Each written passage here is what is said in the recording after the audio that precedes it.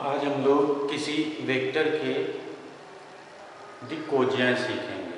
तो पहले त्रिविमीय कार्तीय तल में हम लोग किसी बिंदु का स्थित सदिश निकालेंगे जिसके निर्देशांक दिए। तो सपोज त्रिविमीय कार्तीय तल है कि एक्स अक्ष, वाई अक्ष और जेड अक्ष। यहाँ पर कोई बिंदु ए है जिसके निर्देशांक x या ax, ay, az है। अब इसका पहले हम लोग स्थित सदिश लिखना सीखें। तो वेक्टर a मान लीजिए स्थित सदिश है इसको बिंदु P कह लीजिए, इसको बिंदु P कह लेते हैं। अब हम लोग बिंदु P का स्थित सदिश लिखेंगे। तो बिंदु P का स्थित सदिश लिखने के लिए वेक्टर a बराबर लिखा जाएगा ax i cap plus ay j cap plus az k। ये हो जाएगा इस बिंदु P का स्थित सदिश हो जाएगा। अब हम लोग इसकी दिक्कोजियाँ निकालते हैं। तो दिक्कोजियाँ के लिए ये मानते हैं कि ये जो P बिंदु का स्थित सदिश है वेक्टर ए अल्फा के x अक्ष के साथ अल्फा कोण बनाता है, y अक्ष के साथ बीटा कोण बनाता है और z अक्ष के साथ गामा कोण बनाता है। तो जो cos अल्फा होता है, cos अल्फा उसको बोलते हैं। अब जैसे यहाँ से यहाँ पर ये डाल दे तो cos अल्फा बराबर आ जाएगा ये आधार ये हुआ ax, वेक्टर ax हुआ, ये घटक इसका इधर की हो तो आ जाएगा केवल ax अपॉन a माने परिमाण, आधार बटे कर्ण। तो आधार हो गया इसका परिमाण ax और इसका परिमाण हो गया a। तो ax बटे a cos अल्फा a दिक्कोजिया कहलाती है। इसी तरह से cos बीटा बराबर हो जाता है ay बटे a, ये दूसरी दिक्कोजिया है, और cos गामा बराबर हो जाता है az अपॉन a। तो इस प्रकार से हम लोग किसी सदिश की दिक्कोजियाँ ज्ञात कर लेते हैं।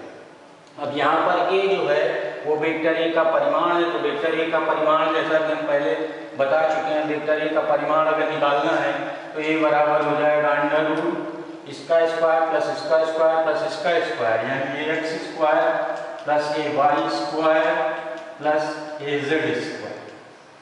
तो ये a निकाल लेते हैं तो यहाँ रख सकते हैं। तो इस प्रकार दिक्कोजियाँ मिल जाती हैं। तो ये है दिक्कोजियाओं के बारे में। अब मान लीजिए इस बिंदु P के जो निर्देशांक हैं, P के निर्देशांक 1, 2, -2, 3 है मान लीजिए। तो P का स्थित सदिश जो वेक्टर a आएगा वो आ जाएगा 1i कैप यानी केवल i cap plus 2j cap हो जाएगा प्लस 3k कैप। तो 3k कैप यहाँ लिख देंगे। तो इसकी अगर दिक्कोजियाँ निकालनी तो cos अल्फा बराबर पहले a निकाल लीजिए, a इसका परिमाण। तो a बराबर आ जाएगा अंडर रूट इसका स्क्वायर प्लस इसका स्क्वायर प्लस इसका स्क्वायर, यानी इसके गुणांक का स्क्वायर प्लस इसके गुणांक का स्क्वायर प्लस इसके गुणांक का स्क्वायर, यह आ जाएगा। इसका स्क्वायर कर लेंगे तो अंडर रूट में आ जाएगा 1 का वर्ग 1 प्लस 2 का वर्ग 4 प्लस 3 का वर्ग 9 और 1 10 4 14 अंडर रूट 14 आ जाएगा स्क्वायर रूट 40।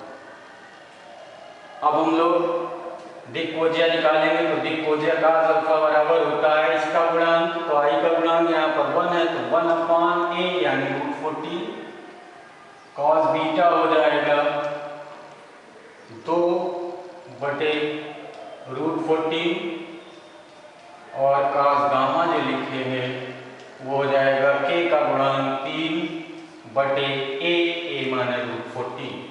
तो इस तरह से हम बिंदु P के अगर इस निर्देशांक दिए हों तो उसका स्थित सदिश कुछ भी ले सकते हैं, या वेक्टर P भी ले सकते हैं, लेकिन वेक्टर a हमने लिया तो वेक्टर a बराबर ये लिख लेंगे i cap 2j cap 3k cap. इस तरह से इसका पहले परिमाण निकाल लेंगे, फिर परिमाण निकालने के बाद ये दिक्कोजियाँ cos अल्फा, cos बीटा और cos गामा निकाल लेंगे। तो ये है किसी वेक्टर की दिक्कोजियाँ ज्ञात करना।